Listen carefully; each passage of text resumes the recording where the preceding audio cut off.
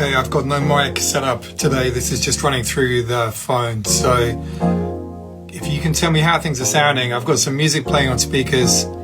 I'm speaking into the mic on here. So tell me how it feels in terms of the levels. So if someone can just drop me a comment. At the moment, I've got some chords down, and I'm just gonna work on an idea just on the fly. So this is a starting point, essentially. So okay, thanks guys, thanks for letting me know. So you can hear the voice clearly and the music clearly, hopefully. I mean, it's going to sound different, of course, when I put some other elements on top. It's probably going to need some rebalancing. But all right, thanks for people for joining. There's no screen sharing here. It's very difficult to get this sort of thing set up on Instagram at the moment. And that's why I'm just kind of making life easy for myself. I've got the Native Instruments keyboard here, the machine, I've got Ableton Live running. The keys, if anybody's interested, are actually coming from Reason.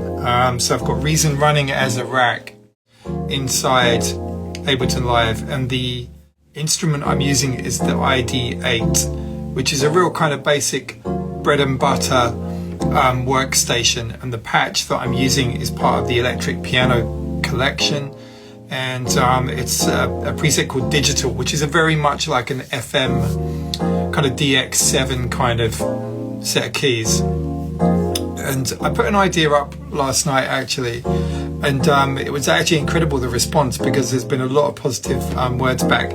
It's a different kind of vibe. It's a deeper kind of more atmospheric kind of vibe, with a real kind of retro kind of look to it, and there was a great reception to that, so I'm kind of inspired by that. So this is a similar vibe, but obviously totally different. And what I've done is I've just got the foundation of these chords. So what I'll do is I think I'm going to get a bass down, and then so I'm starting with the musical elements, and I'm going to maybe move on to the drums and stuff like that. So because I'm on that tip of the kind of FM vibe, I think I'm going to use a DX bass. And so there's a couple of options that I would go for. One would be Native Instruments FM8, but now also Arturia have this really great DX7 emulation that I tend to lean towards these days. And the reason why is because it's got the FM synthesis, but it's also the fact it handles the DAC, so the digital to analog converter aspect. So the sound of the audio output is recreated, and I'm really into that. So yeah, you can't see what I'm loading up because I don't know how to really get that working on Instagram. I saw there's a beta for a desktop version of streaming software from Instagram, so I would love to be able to get hold of that so that I could show you guys the screen and everything else. So hopefully that will come in the future, but for the moment we just improvise. So I'm going to search for Arturia, and I'm going to bring up the DX7V. So this is a great FM synth emulation. And by the way, I've got tons of programs running in the background. I should have thought about this. I'm just going to shut some of these things down so that we don't get disrupted. I'll try and keep it on a low latency at the beginning. Yeah, just shutting down a whole bunch of apps here. Like I said, I should have done some housekeeping beforehand, but I didn't. But anyway, the chords are very atmospheric. I sometimes start off with chords, and I can't even tell you what chords they are. I'm nowhere near as good as Ski Oakenfold when it comes to these kind of things, but I tend to sit down and I construct stuff over time. I make mistakes, but I end up then painting notes and ending up with something that I like. So it's certainly not the sort of thing that I can do in front of everybody. It takes me time, possibly the longest time out of everything these days, because I'm always trying to come up with new chord progressions that I haven't done already, and that's tricky. Right, so a DX bass. And this will be the classic, the real kind of vintage, lately bass sound. So that's, let me just get this set up. I'm not sure that we've got, I've got this connected, by the way.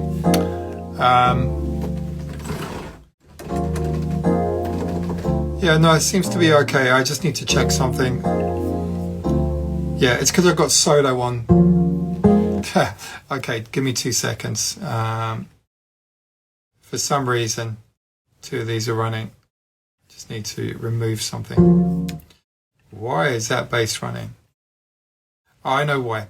Don't worry, just give me 2 seconds. For some reason, the routing is all over the place. Okay, we're back in business. So.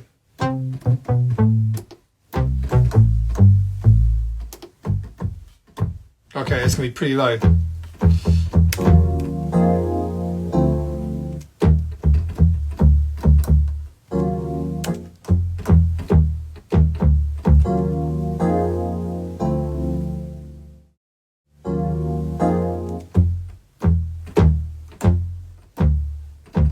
I don't know how well you can hear that.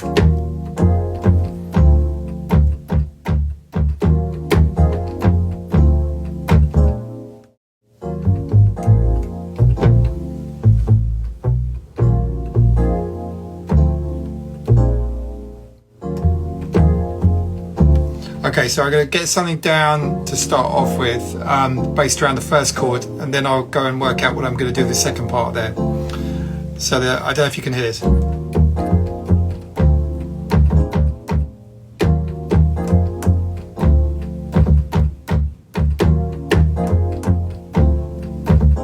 Okay, let me try that. So I'm going to get the first half done. Don't always think that you have to get everything correct from the very beginning. So often I'll break things down into 2 sections. If I've got a 4-bar progression, I'll get bars 1 and 2 correct, stop, get some breathing space, and then go and do 3 and 4 after, that kind of thing. So let me just see what happens here. And of course I played the wrong note to start off with. So just practice first.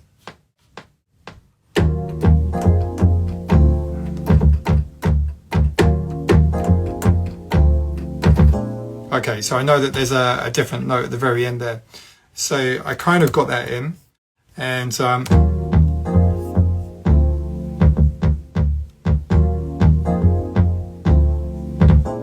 okay, you know what I didn't do was really pay attention to the rhythm there. So I'm going to try that again. Let's put the click on. Let's try again.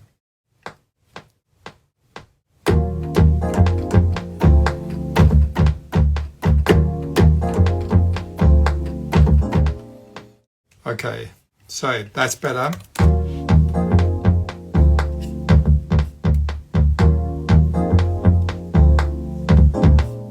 Okay, let's get what I'm going to do is I'm going to copy the section that was good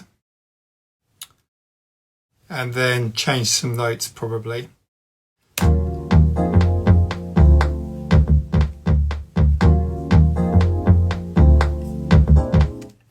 Okay. Let's change that and take the note up.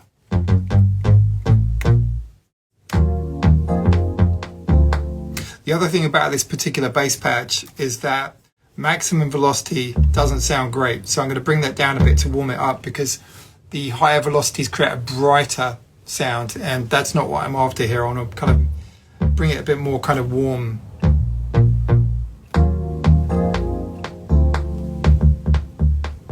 That's better. Okay, so I need just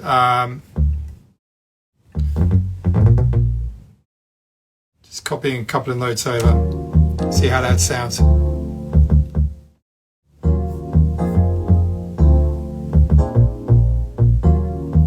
Okay, that's working, but I just need to replace the missing notes from before.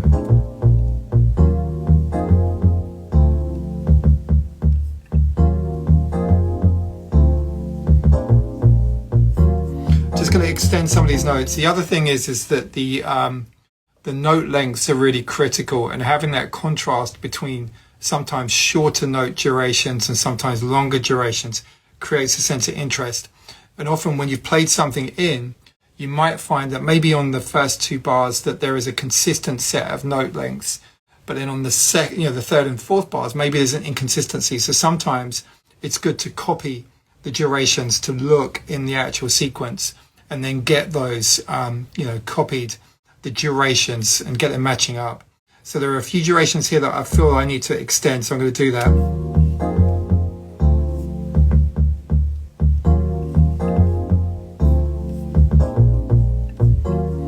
Okay, it's starting to work a bit better now.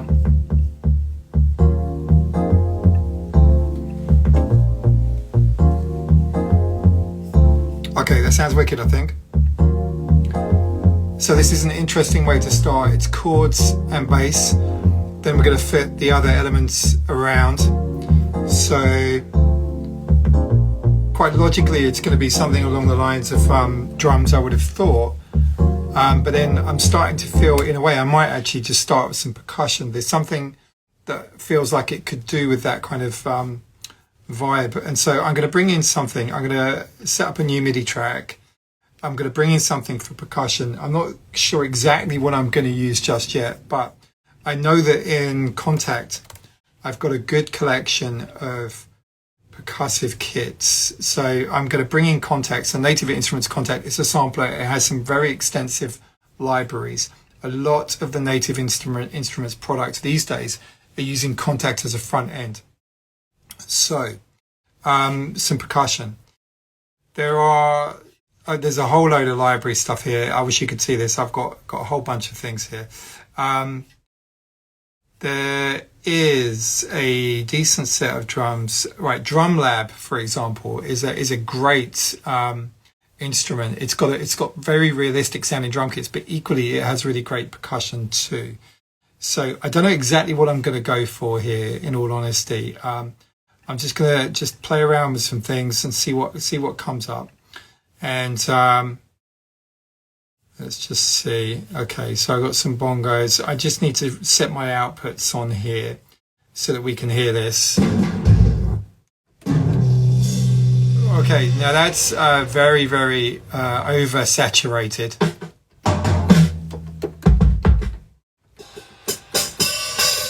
And also just, like I said, I'm running literally into the mic on the phone, so no complex routing with the audio here. If anything starts to sound a bit too loud, just give me a shout.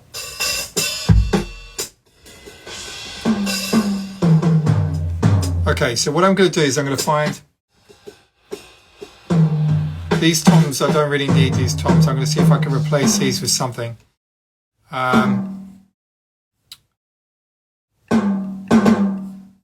Just give me 2 seconds. I'm going to switch this up. Just looking for the percussion that I'm after. Now, once again, too saturated.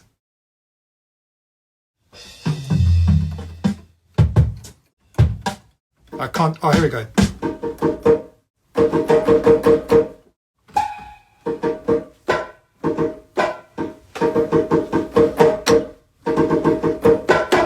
So what I like about this is the fact that the velocity creates a different tone. It's not simply a bongo sample that is different volumes. There is a tonal difference in character.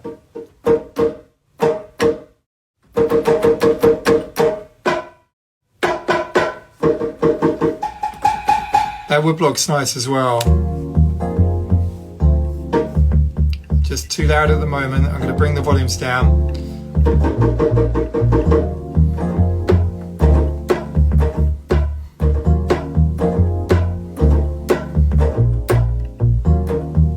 Okay, yeah, let me record that in. And the other thing that I can do is I could use the controls on the Native Instruments S61, which works really nicely with live. So the transport controls are all there, but I might as well just do it because I'm down at the keyboard.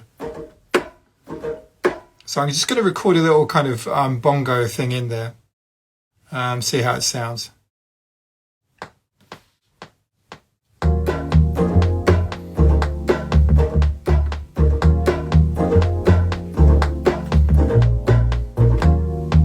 Okay.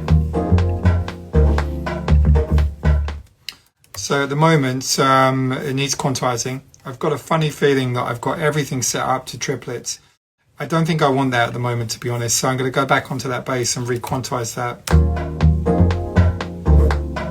Okay, we're back in business.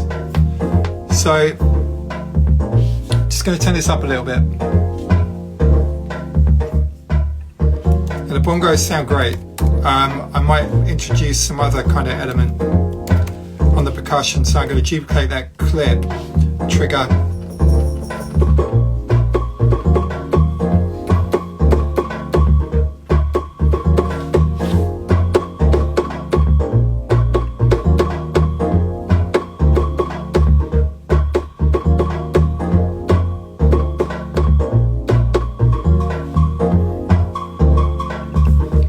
quantizing.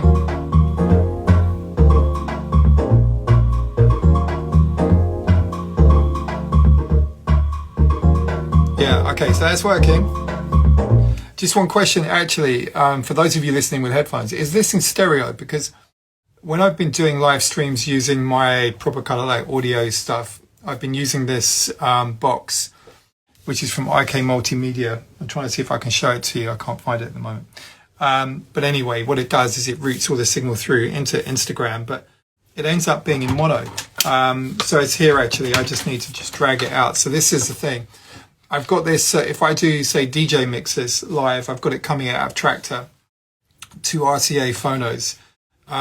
Or I can do the same with the audio from the computer as well. But it goes into the phone here. It's always in mono. So I'm curious whether, it's not going to be perfect stereo because this is positioned differently to the speakers. But I want to get a sense if you actually hear this in stereo.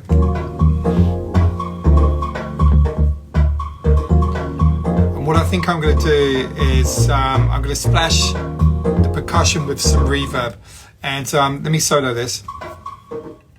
There is actually some space on that kit, and this is, like I said, this is coming from Drum Lab, and there will be the ability to adjust this and add some more space. So let's go to the effects.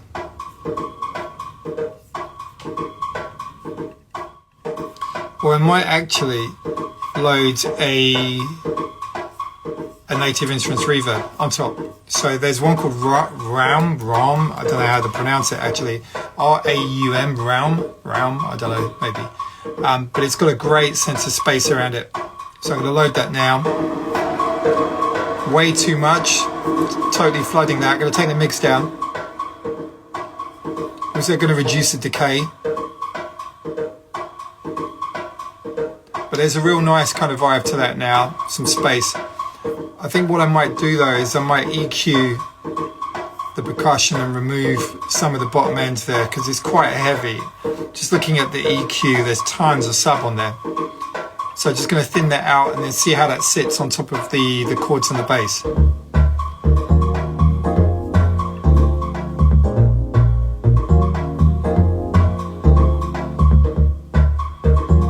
Okay, sec one, thanks for letting me know you're at work. Okay, hope you're having a good time at work. So I'm just going to take away the chords, two elements, percussion and bass, just seeing how they interact with each other. But I think that's working nicely. Chords.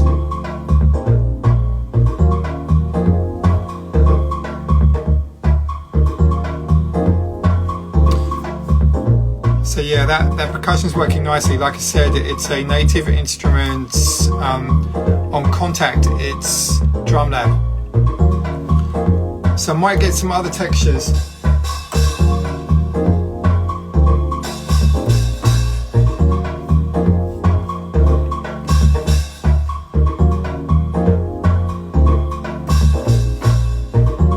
Just try to spice it up with some kind of high frequency textures.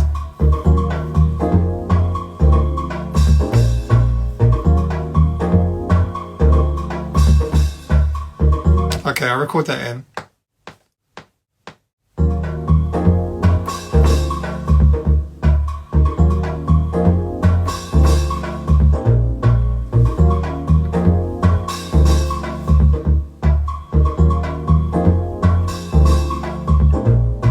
Let's see what else I've got.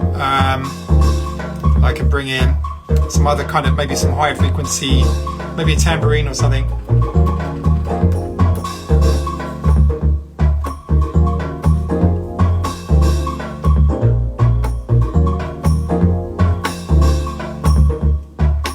So that's nice, bringing on a range of textures in advance of getting the drums here.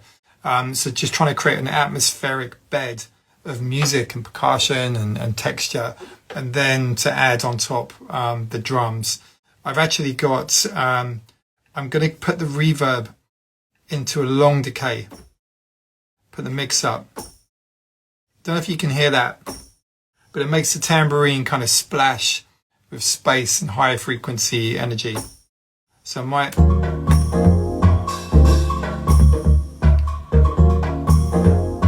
given the fact that there's a lot of high frequency energy there, I don't want to make the number of times I'm playing it too regular.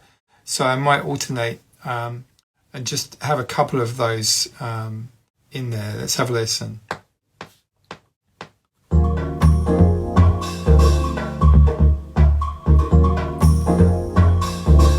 That works nicely.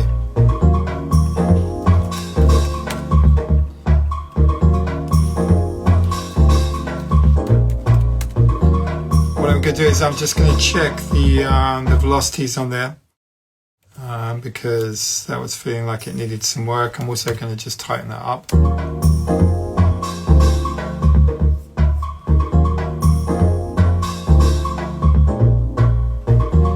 And actually I might consider putting some other kind of melodic aspect on top.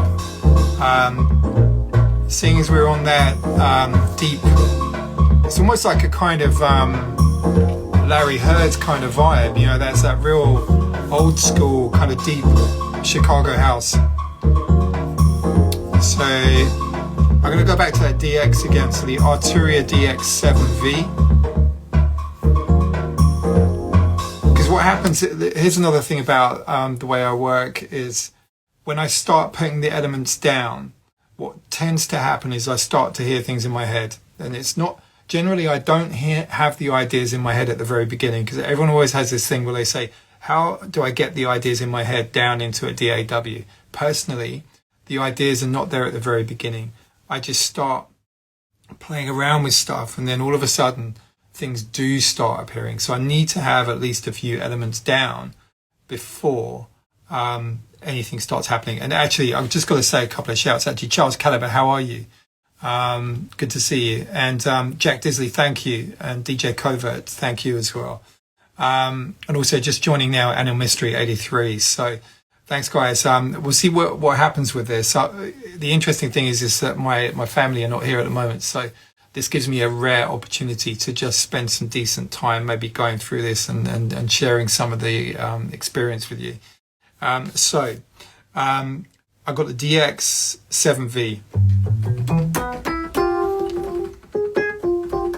So this is just a very typical DX7 piano. I want a pad of some kind, and there's something about FM pads that is interesting. Sometimes they're terrible and they're not suited to this kind of music. I don't know every single one of these presets, by the way. So some of these are definitely not right. Remember also FM synthesis was very much used for things like dubstep and some of those really kind of vowel-like kind of bass sounds. And that's not the kind of thing that I'm after. So maybe this is more like it, kind of like a warm pad with some high frequency energy in there, but maybe it's a bit too kind of Blade Runner-y, that one.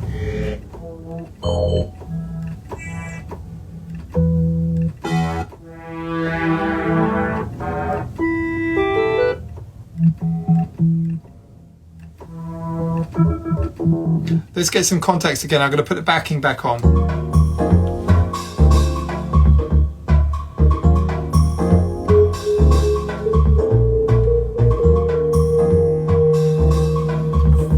Just going to go through the presets.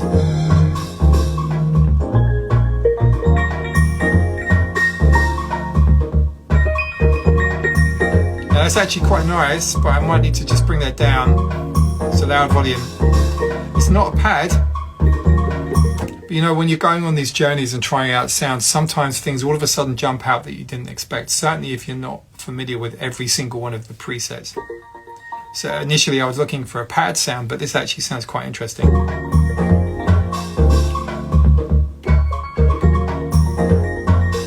It's kind of like an arpeggiated sound.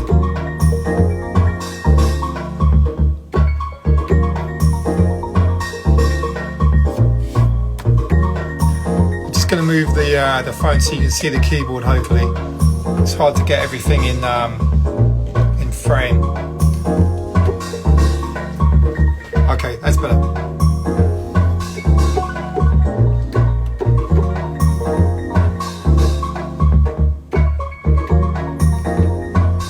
maybe there's something I can do with the modulation wheel.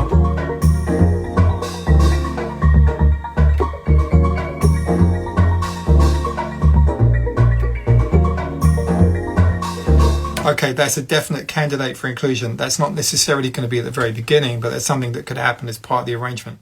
I'm going to record that in, and I will use the modulation wheel as well.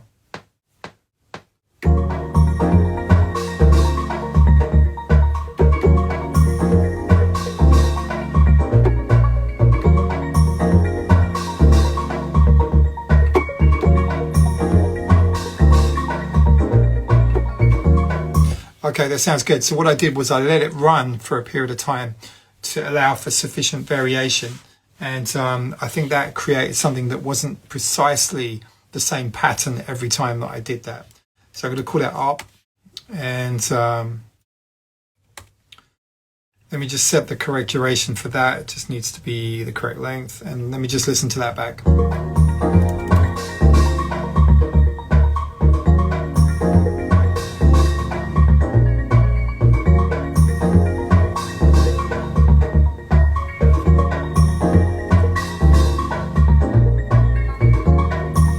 Okay,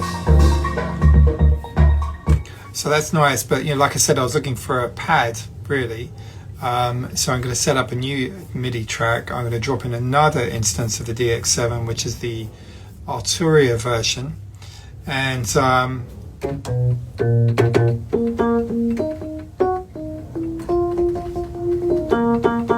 going to take.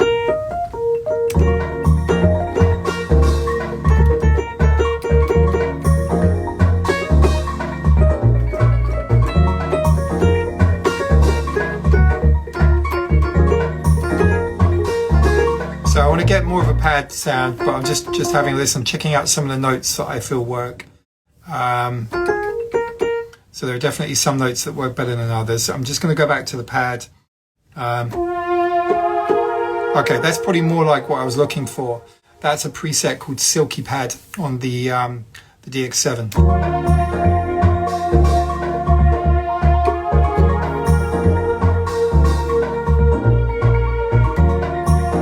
That works.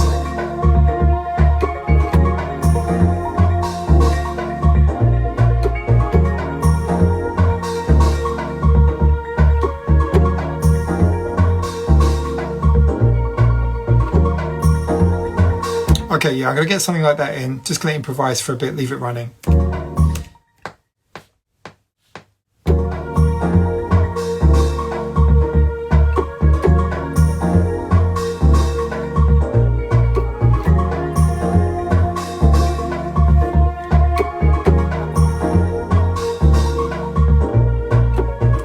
Okay, that's wicked, that works.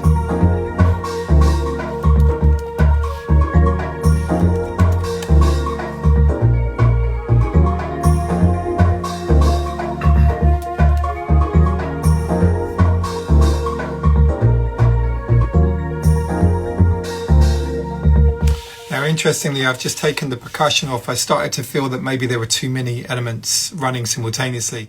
And sometimes, you'll find when you're making music, the elements that you put down at the beginning are not necessarily the elements that stay with you to the very end. And it could well be that either I turn those percussive elements down or that I decide to remove them. Okay, so I'm going to see. I'm going to gradually bring them up from silence and then going to see how they feel.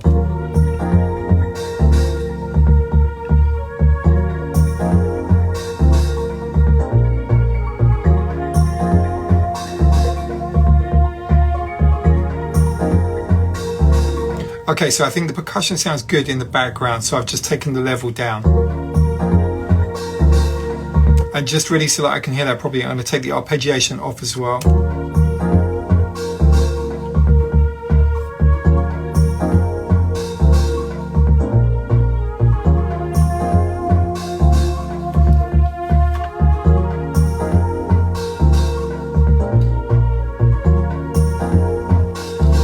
Okay, Delay UK, how you doing? So the bass is I talked about this earlier actually, the bass is the DX7V from Arturia. The patch is Lately bass, which is the classic kind of like 90s bass patch that's been used on so many tracks. In fact, it's kind of late 80s, to be honest. Solid bass, lately bass. These are the patches on the old DX synths that created that sound. So that's what it is. Also, I just wanted to say a shout out to Rude Boy Rupert. Thanks for joining. Anyone else joining as well. So just really creating a track idea on the fly. So far, I've been using, in terms of the musical elements, it's all the Arturia DX7, because there's a certain atmosphere and vibe that works with this real kind of early, kind of like Chicago deep house kind of flavor.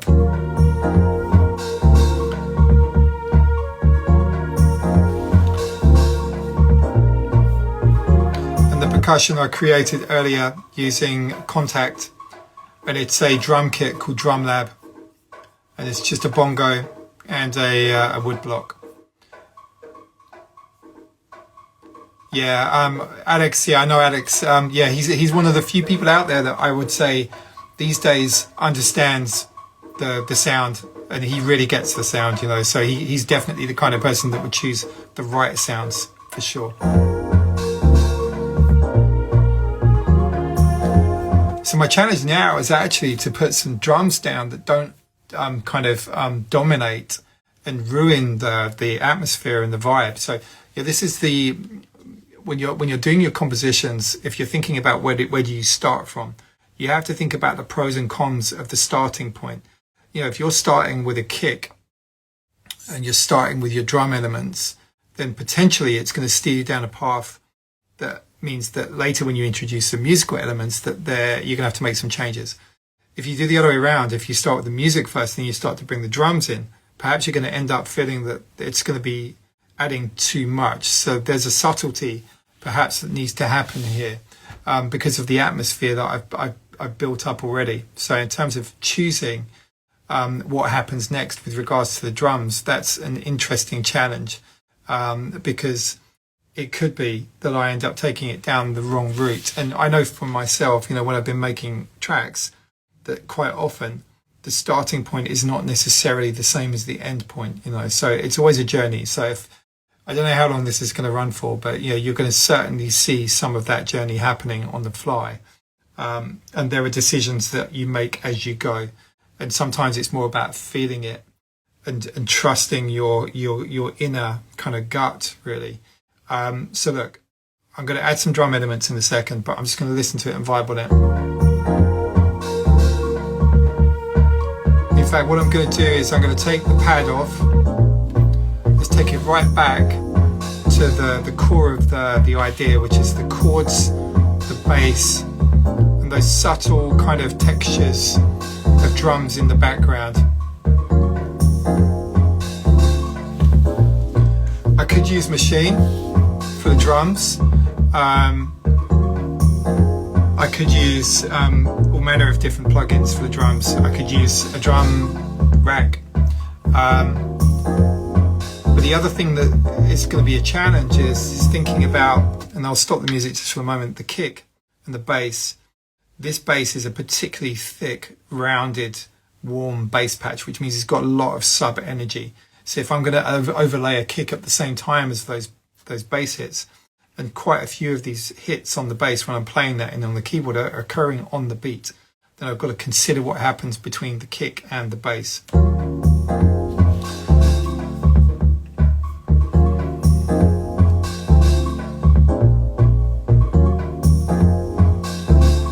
Okay, so what I'm going to do, just to keep it simple, I'm going to bring in a drum rack and then I can just start playing some stuff in. I don't have the Ableton push set up with me today. That's not a problem.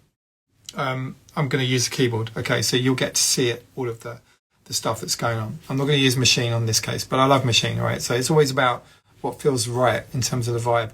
I'm going to think about building up a kit, actually, to be honest. So I want full control over the actual choice of sounds that I'm going to be placing into this drum kit. And I'm going to start off, I have a really great library of sounds that I think is going to work for this. So Wave Alchemy, they have a product called Drum Evolution, and they have provided all of the individual samples available for Ableton Live. So I've got those. The kicks are organized really nicely. There are some they're in categories. So you have, for example, in the kick folder, you have the 808s, You have the classic kicks, you have the deep kicks, you also have, it's a shame I can't show you this, heavy kicks, mid, and so on, different descriptive terms. And so I think if I go into this deep folder, now I don't know how well you can hear this because it depends on your monitoring situation. Also remember that the sound is going through the phone mic. Now I feel like I need something quite punchy, quite short, not too long. Remember, the kick length is something that's really important to consider. If you have a long kick, there's a long bass tone that's very subby, which means sometimes it's going to be difficult to fit a bass line around. Generally, if you've got a heavy bass, you might want to have a shorter kick, okay? Also, there's the scenario of tuning the kick as well, making the kick fit with the musical key.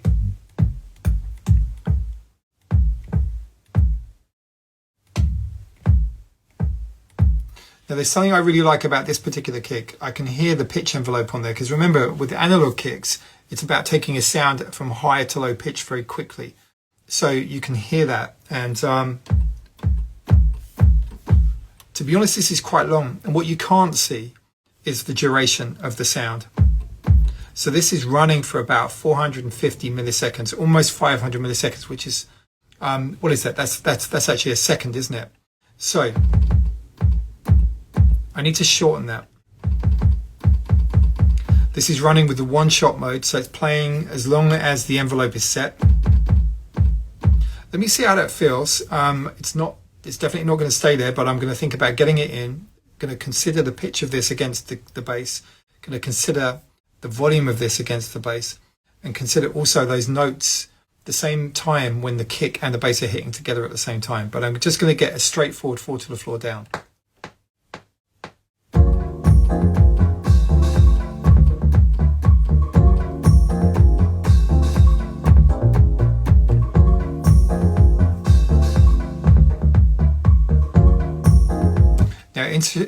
Interestingly, that's sitting, it sounds really nice on the speakers here.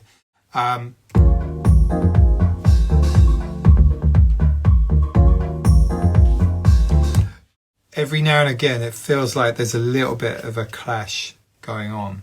So as I said, I've got a very subby kick, but it's short in duration. So what I could do is I could take the bass and roll off some of the sub, try and get the notch out in a way where the kick sits out of that bass and pull that out. The other thing is that some people use sidechain compression, so whenever the kick hits, the bass is reduced in volume. But the danger there is sometimes what happens is that it becomes too obvious, particularly if you've got the bass soloed, and then you're using, certainly if you're using a ghost kick to keep that running, it's just going to sound a bit weird. There is a great plugin that I have been using recently, which works very nicely. So it's almost like a kind of combination of, it's almost like frequency dependent ducking. So it will only reduce the volume of the sound in a specific frequency area. So in a way, it helps to almost become like a mix engineer for you, almost like a virtual mix engineer. But you do have to be careful. Sometimes it doesn't do everything exactly as you would hope. And sometimes it creates phase issues. So the plugin is called Track Spacer. And what I would do is I would place this on that bass, and I'm going to see how it sounds. And so I'm going to do a sidechain input from my kick on my drum rack. And then what I'm going to do is I'm going to have a listen.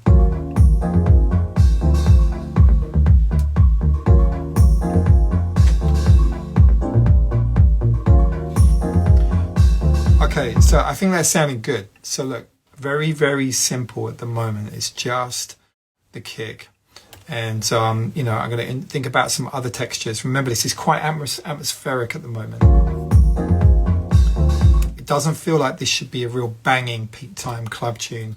And it's just a more relaxed kind of vibe. So really, I'm going to be looking for some really nice, quite light, subtle drum elements. Let's go back to that folder, the Wave Alchemy folder again. This is Drumvolution for Live. And so I'm going to look for some hi-hats. I'm going to look for an open hi-hat. And it's got different folders again. You've got acoustic, you've got layered, metallic, noise, synthetic. The classic hats are generally things like 808, you know, TR-909, the classic Roland sample. I'll show you some of these. Quite like the high pitch one there. But there's something quite nice about that almost kind of realistic open hi-hat there. That longer one. I don't want to go for a 909 style hi-hat on this. There's something that's almost a bit kind of cliched, and of course sometimes the cliche can work, but I don't think it's going to suit this. That sounds quite interesting because there's a real kind of analog kind of vibe to it. I'm not sure it's perfectly suited. I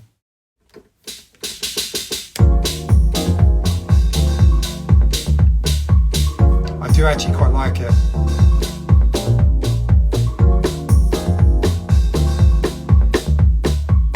Now what I'm going to do is I'm just going to get that in as a straight offbeat, and then I'm going to introduce another element with another hat in a second. So let's just record this in.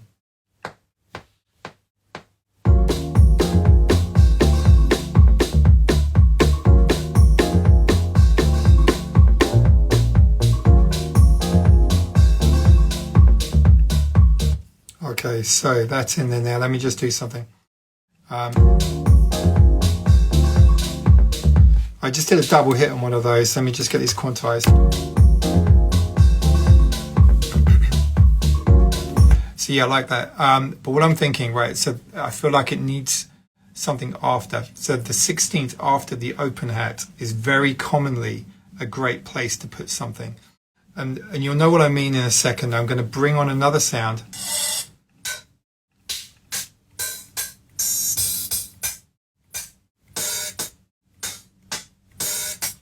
I want something short, not open hat. Let me go to, I need to get to the closed hats folder. Okay, closed hi-hats. Let's go to the classics. Just auditioning some of these. Like I said, I want a short sound. Maybe this.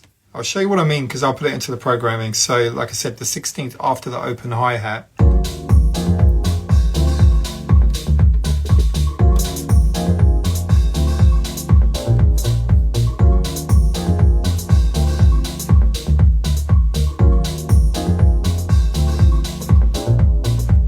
So you may not or may be able to hear that, but I'm literally putting it in very specific positions.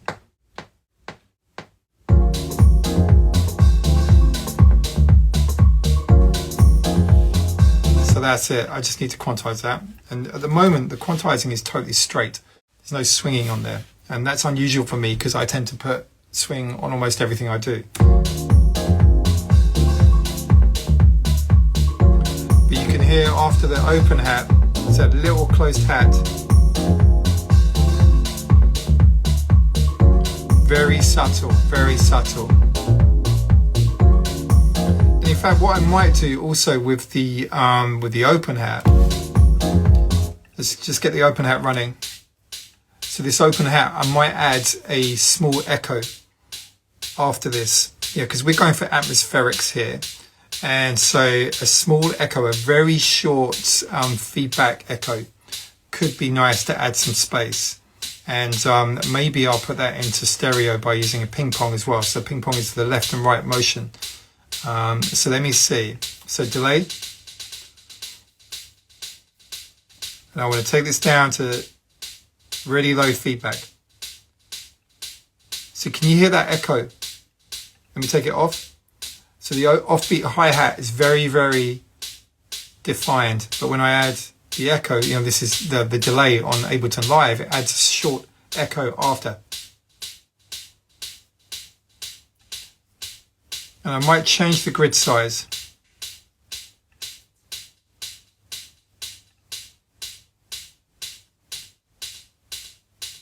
Okay, so the grid size is 1/16. And that's actually working really nicely, but I might filter down some of the highs. So you hear that? Let me take it off. So real straight up, open hi-hat without the effect, but then with the effect. And that should be complemented by the other closed hat. Yeah, so that's got a real nice atmospheric vibe to it. And remember, you know, I've got the backing, the musical elements, the bass and the chords are laid back and deep. I don't want to be turning this into a big banging peak time tune. So I'm going for these atmospheric textures. And now actually I'm really feeling those percussive elements. I'm going to bring them up a touch. I'm going to do it on the keyboard because I've got here rotary controls. Let me see if I can just turn this for a moment.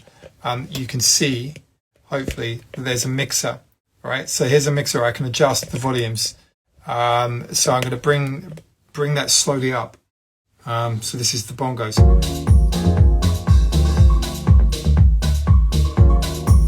The other thing I'm going to do with that is I'm actually also going to bring up the space, the reverb, the realm reverb from Native Instruments. I'm going to increase the decay, make that sound bigger.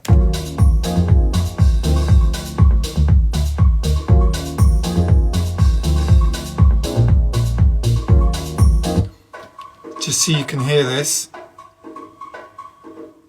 So that's the percussion that I programmed earlier using DrumLab, which is an instrument, a Native Instruments product in Contact. Let me take the reverb off. Super dry, but now with the effect, I've got this sense of space and the atmosphere.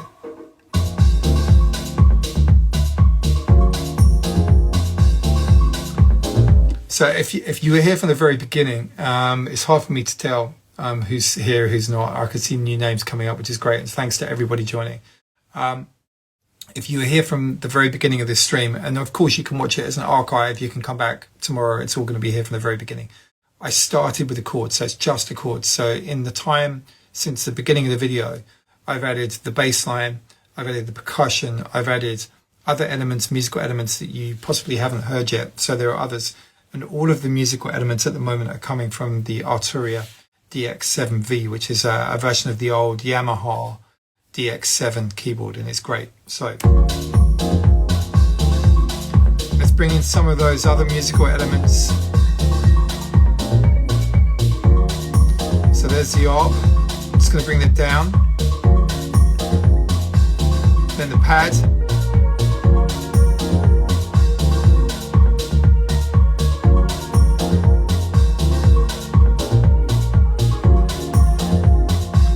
Yeah, wicked. So there's some real nice atmospherics there. I think we can increase the amount of drum sounds now. We can bring some extra elements on there.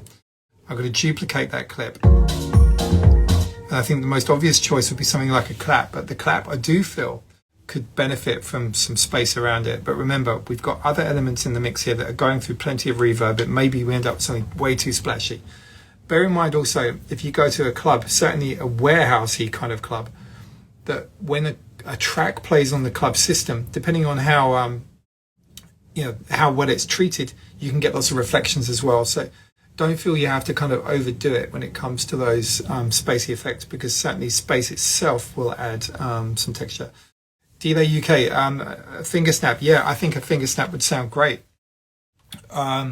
There's a really great classic finger snap on the Korg M1, so that could certainly work. But I think at the moment, I just want to try and get, or maybe you're thinking about maybe on the 2 and the 4, as in a finger snap. So let's just try the idea. It's quite interesting to make this sort of thing interactive. I'm setting up a new MIDI track. I'm going to bring on that Korg M1, the finger snap, which is a classic. You know, it's been used on so many tracks. Let's bring it up. So I'm going to use the browser here, and I'm going to look for, this will be in drums in the category there. Just need to try and find it. Finger snap, right. It's too low down the keyboard. So there's that classic. And the great thing about this is you can play it up and down pitch. So let's just see how that sounds. Let's put maybe some space around that. So that's the classic Korg M1 finger snap.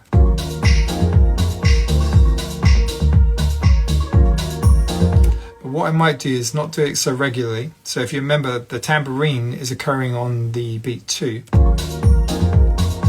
Maybe it's a case of I put this on the 4.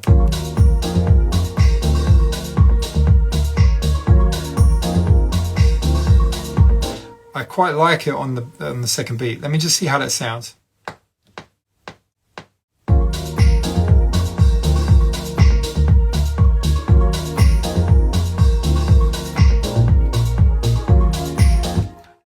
definitely finger snap working there. It's a classic sound. Let me just solo that for you so you can hear this. Finger snap, that's in. And then I'm going to do the same thing and bring some space on, which means that actually what I need to do is set up a return track.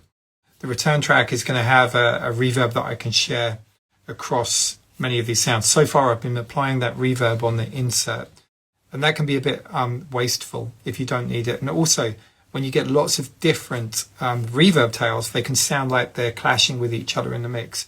So sometimes the idea of having just a reverb return is a good idea. And back in the day, those of us who worked in hardware studios, because that's certainly the background where I came from in the 90s, when we worked in hardware studios, there'd often be just a couple of reverbs. You know, we didn't have the option of having a reverb on every single channel of the mixer. We'd have a return channel, which was adding space, and you'd have a short reverb and a long reverb, and that was it. So anyway, I'm sticking an instance of realm on a return. Let me send some signal from the finger snap into that and see how it feels. So I'm going to solo the finger snap. Okay. Now that sounds nice. It does sound nice. The other thing about this finger snap is it's actually a sample that's got a lot of weight to it. I'm going to roll off the bottom end. You can't hear it, but there's tons of sub in there. So I'm going to use that as a more kind of mid and high energy sound.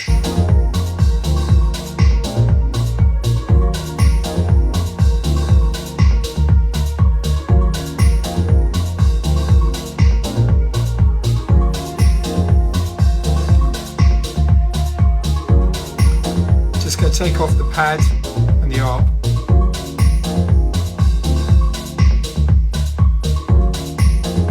What's really nice is the relationship between the tambourine and that finger snap. I'm going to solo both of those so you can hear that.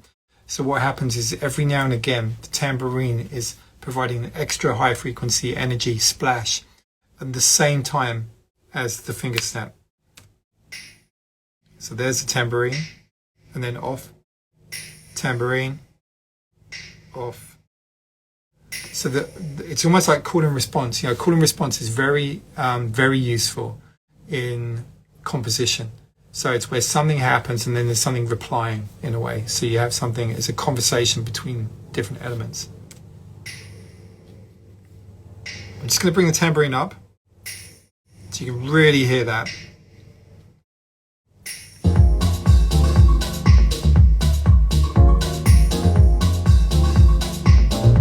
Super atmospheric at the moment. There's lots of really nice textures in there. So I do think a clap on the 2 and the 4 could be nice. Maybe the clap having maybe some echoing or some delaying of some kind. And just a couple more shouts. DJ Dante, how are you?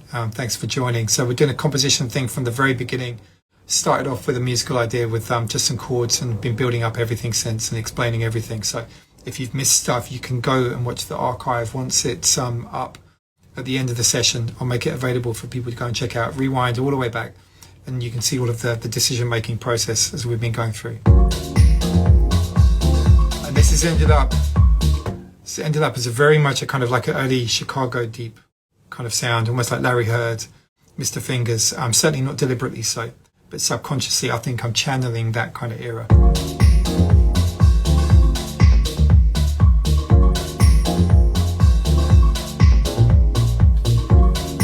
Back with the arp and the pad.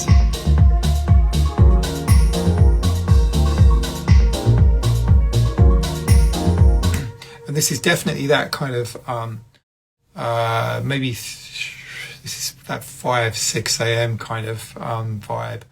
It's certainly not peak time. It's somewhere, some kind of afters thing, maybe some back room, even maybe like a real kind of dark basement, a red light and a feeling kind of thing. So what do I do next? Like I said, let's have a look. Let's get some other drum elements. But as I said, I want to keep this quite understated. Certainly not going for any kind of banging thing. I'm going to move the machine out of the way because it's slightly annoying me here. Okay, Dante, yeah, no worries, man. Watch the playback, and all the best to you. So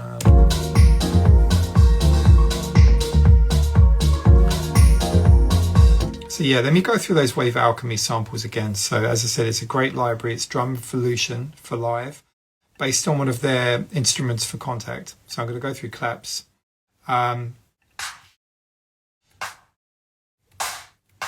Okay, second one here I'm actually feeling. So let me just drop that into the drum rack and see how that is. Where have I gone? Oh yeah, I took the octave. I changed it. Okay, that's a nice clap. It's actually got some space in the decay of the sample.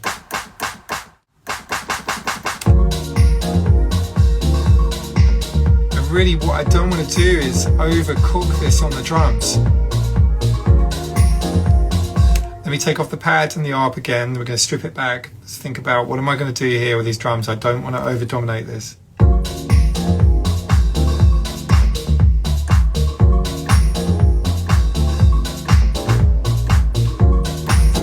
Okay, yeah, I'm feeling that. So what I'm going to do is I'm going to record that in. So it's a, I think it was 4 bars. So I just need to do something here. Just going to extend the length of this. I'm going to duplicate the length.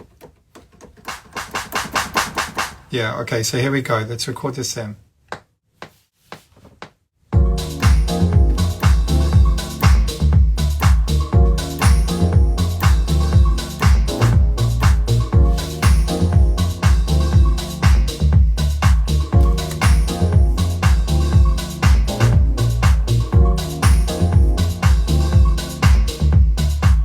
Okay, you know what I'm thinking about doing here is that clap, I feel like adding some kind of dubby kind of delay to this that maybe is something that I would automate. All right, Jack Disley, yeah, thanks for listening, man. And yeah, watch the archive. Like I said, you can see that for the very, very beginning of this session, we've literally built all of this up on the fly throughout the duration. And also, I've got to say, also a big shout to Irfan Rainey. Really great to see you here. Tons of respect for all your work, etc. So thank you. And anyway, let's have a listen.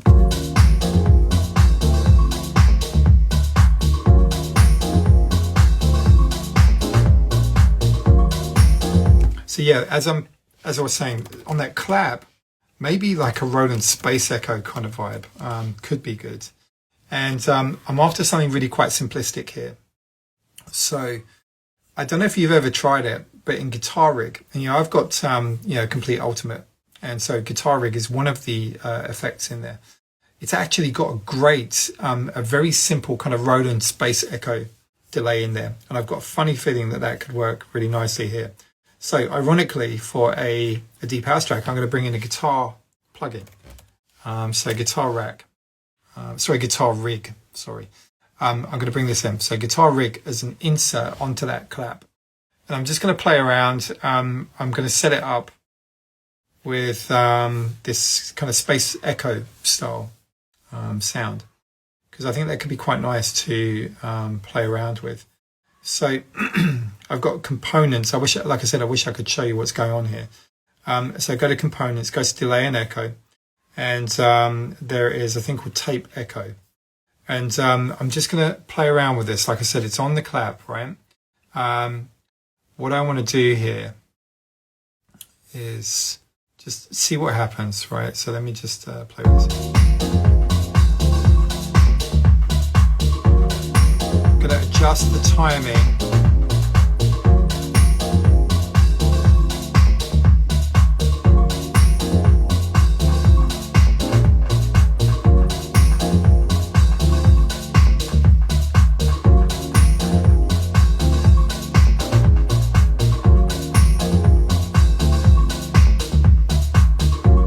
Let me solo that for you because it's really hard for you to probably focus on this. So as I said, the clap, I've put this Roland it's called the tape echo, so it's very similar to the Roland Space Echo. Can you hear those little kind of cascades of echoes after? I'm going to exaggerate those by bringing up the feedback.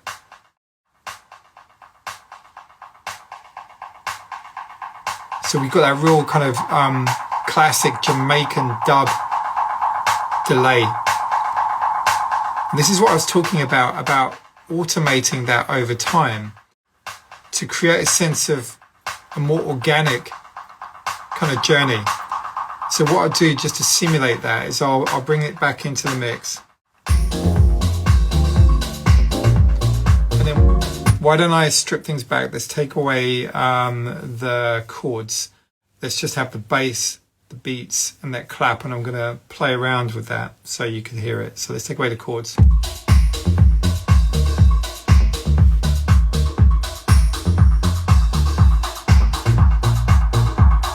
So there's the feedback. And that can be recorded as automation to provide some variety.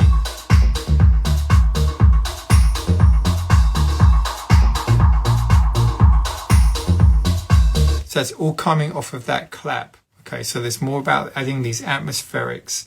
Let's bring the chords back.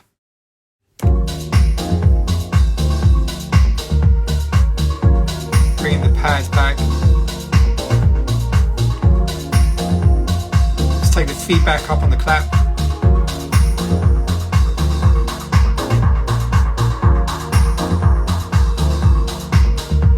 So it can be used at certain points in the composition. You know, if I was trying to create a sense of a build-up or a transition between different sections, that the increased feedback and that dubby echo on the clap could actually work as an effect, more so as a element in the drum programming.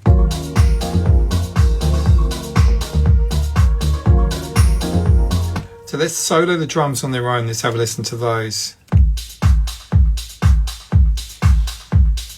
And in here on my Genelec 8030s, that sounds really good, really, really good. Possibly it kicks slightly too loud. Just bringing that down a touch. Let me bring in the chords.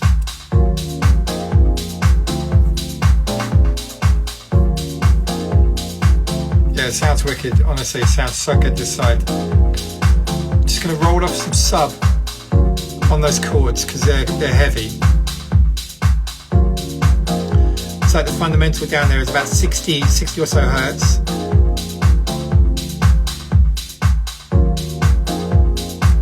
Yeah, honestly, it sounds wicked, it sounds wicked.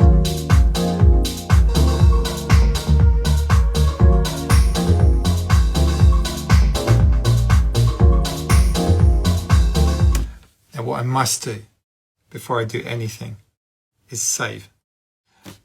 Ableton Live's really good actually. It does a lot of the background saving, so it generally helps you out in those situations where you've forgotten to save. I've got so many bad memories of working on the Atari ST back in the day.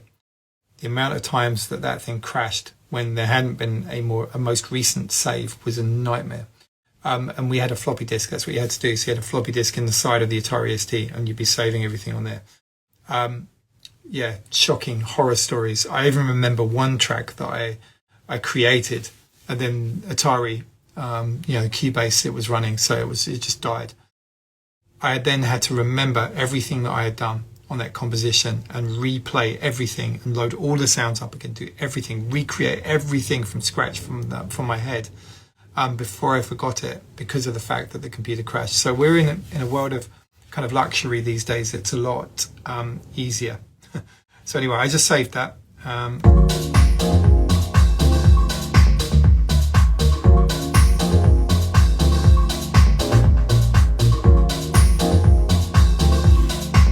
Incredibly atmospheric, very happy, very, very happy. I'm glad that some of you guys have been able to share this moment with me. So this all started from a musical idea I was working with last night. And, I have a day job, so I have to work doing my day job in the day. And I do my music stuff at night. So it's generally when the family are asleep, I do it. So there's an atmosphere, a certain time of day, that really comes out. And this is one of those kind of tunes where you need the night, you need the dark, you need, in some respects, the lack of sleep and the subliminal, subconscious that comes to the foreground when you're composing. Certainly for me, that's how it works. Quincy Jones is one of my heroes, and I read his autobiography, and it's very interesting. to hear, the fact that Quincy Jones would quite often sleep in the day and then he'd work through the night. There's that whole idea of that kind of magic time in the night where things come alive. There's certain things that come to the foreground that weren't, there in the day. So this kind of music particularly, and other types of club music, it really suits nighttime composition. So if any of you are out there missing kind of the inspiration, just try. I know you need to sleep and everything, and if you've got a day job, you need to get your sleep in order to function in your day job. But the night thing is very commonly something that's good.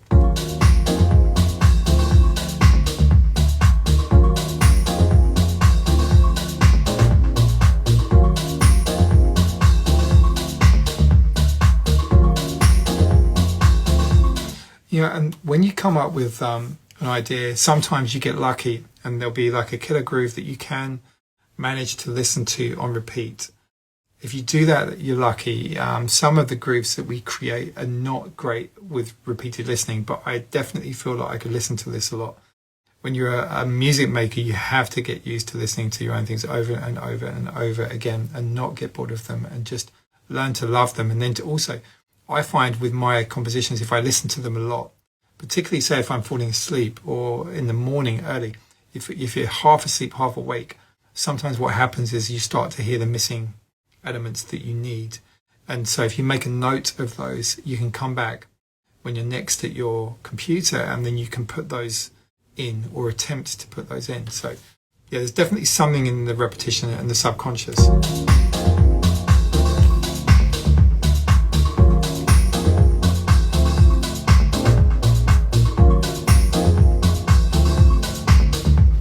So I've started to hear something in my head. I'm going to see if I can get it. It's almost like some kind of a lead synth sound.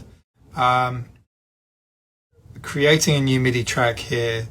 And what I'm thinking is maybe it's I'm going to stick with the DX because there is a theme here with this FM texture. So the DX7 again, the Arturia DX7.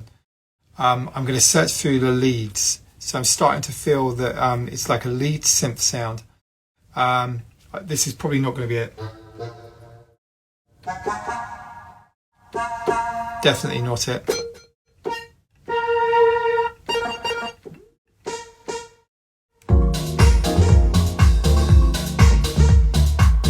Slightly too trancey. There's something I like about that sound.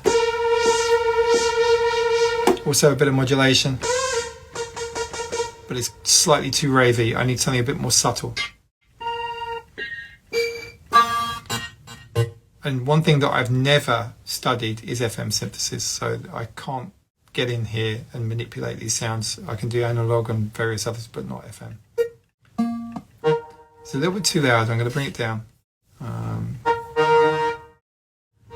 Now I want something quite short and stabby, but that's not it.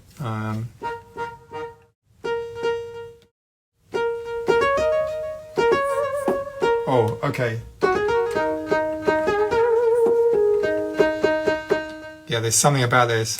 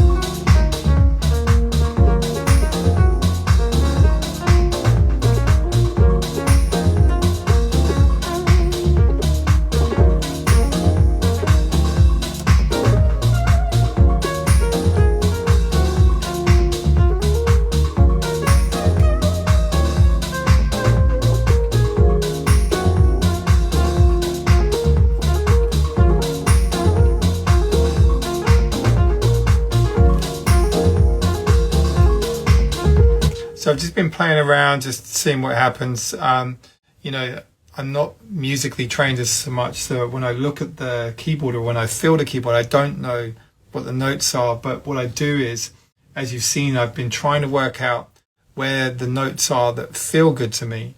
And there's certainly some kind of a scala in action here. And then I rest my fingers on the area and then just try and practice and get used to those notes that work for me. And then playing around, getting some stuff down. I'll record it in. If I make mistakes, that's fine.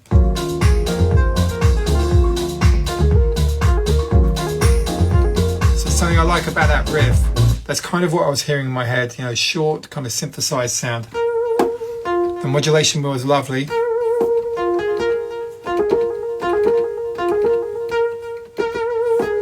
So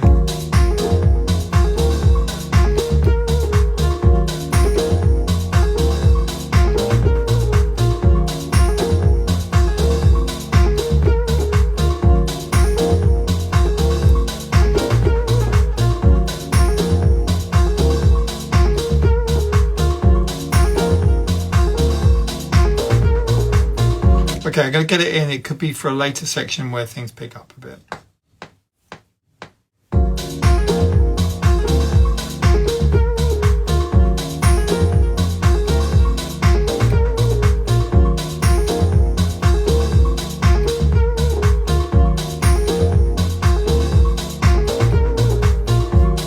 It's a little bit repetitive, so that's the kind of thing that I would probably go in and shift some notes around manually.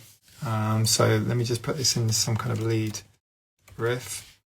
What I'm doing is I'm building up elements so that they could be used as part of an arrangement, you know, so these are additional kind of musical components that can sit on top. Just sorting the quantize out now. So that, you know, I was talking about going in after and making some changes. I can hear what I would like to do there. I'm going to show you what it is.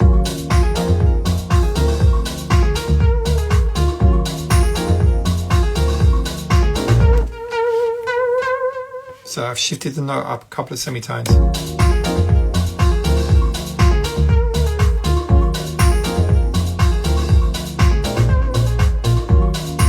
Okay, let's listen to that in isolation with the chords and with the bass.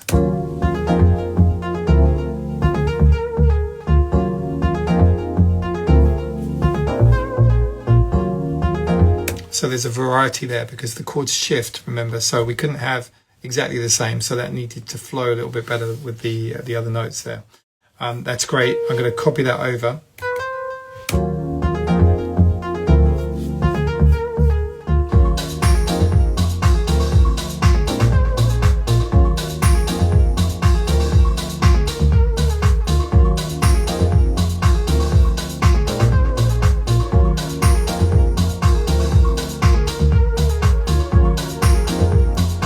Bringing the pads in now.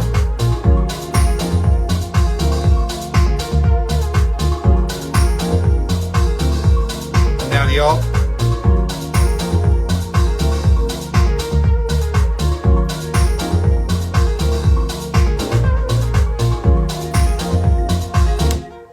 Sounds wicked. Honestly, I wish you could hear it as I can on these speakers. It's sounding lovely and warm and deep and textured and so many things. So like I said, if you're new to the stream, when the archive is up, go back to the very, very beginning. You can see it all and hear all of the decisions and all of the discussion that's happened over time, and you can see what happened. So that sounds wicked. And so, yeah, the majority of this composition is using the Arturia DX7. This is not a sponsored stream or anything, but it just happens that that sound of that method of synthesis, the FM synthesis, is really suiting this kind of a composition, and that sounds great.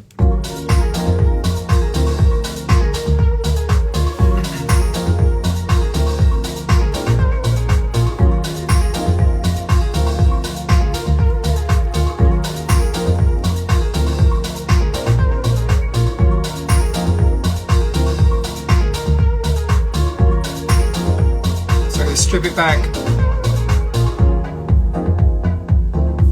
switch to one of the earlier scenes, almost feels that maybe some kind of a vocal, but that's another thing that could just really start dominating it too much. Maybe it's better as an instrumental.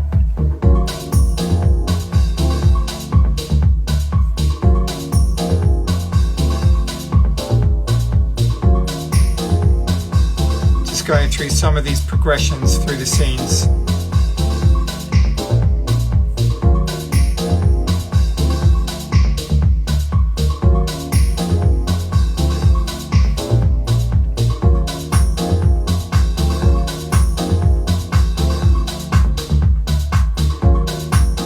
Absolutely loving the echo on that clap. You know, it really adds a new dimension to it. And so, as I said, that was the guitar rig, and it's a component inside guitar rig, and it's called tape echo, and that's a very, very simplistic, stripped down version of a Roland tape echo, and it sounds great. So it's filling in the gaps, adding a real interesting organic space.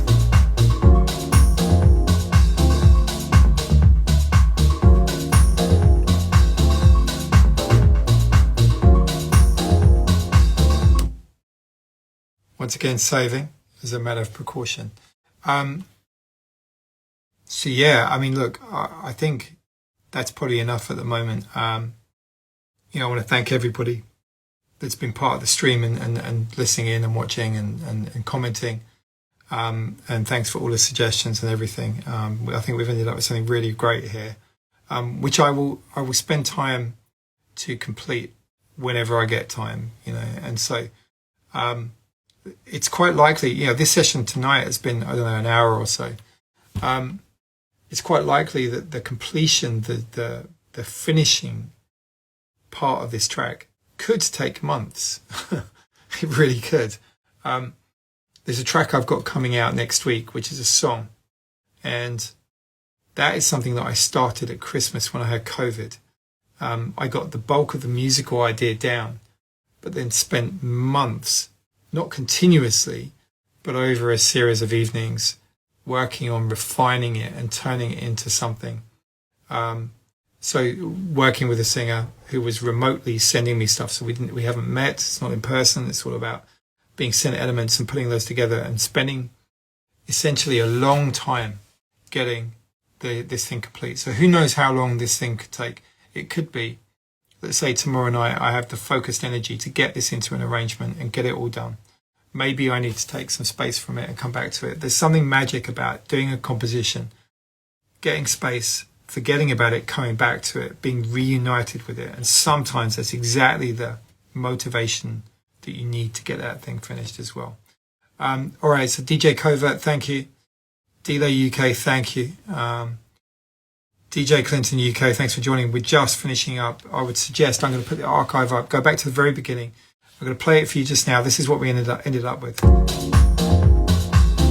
Real kind of deep Chicago, Larry Heard, Mr. Fingers kind of vibe. All using DX7 emulation from Arturia. I'll put the last scene on. Just need to copy the bass over.